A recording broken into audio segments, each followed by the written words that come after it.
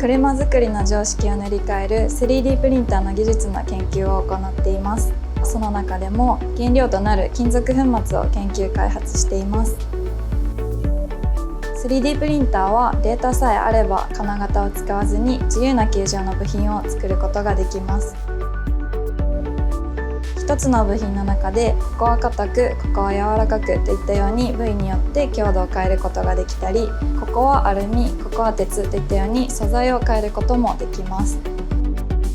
3D プリンターで作られる部品は金属粉末の層を重ねて一体成形していきます。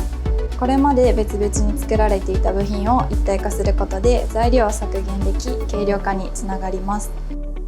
3D プリンター用の金属粉末は髪の毛よりも細かいですが、粉末一粒一粒が部品の最終的な性能を決めるので、最高品質の粉末の実用化を目指して頑張っています。次世代の電気自動車に載せる全固体電池を研究してます。現在の電気自動車にはリチウムイオン電池という電池が使われています。リチウムイオン電池は電解質が液体というのが特徴です。一方、私が研究している全固体電池というものは電解質が固体というところが異なる点です。全固体電池はリチウムイオン電池と比較して小さな体積に大きなエネルギーを搭載することができます。そのため電気自動車の航続距離を飛躍的に伸ばすことが期待されています。そして充電に必要な時間を大幅に短縮するということが期待されています。いろいろな条件で電池を設計して、試作して目標性能に達成しているかどうかというところをチェックしています。今全固体電池のさらなる可能性を追求するため、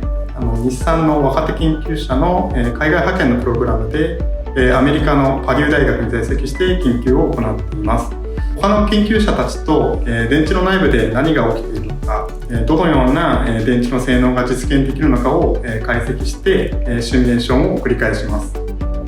その結果を総合研究所で今実験を担当している吉野さんのチームに報告しまして、電池の設計を提案いたします。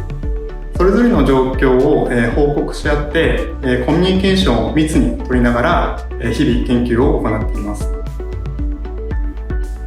次世代電池で電気自動車の未来を変えたいです。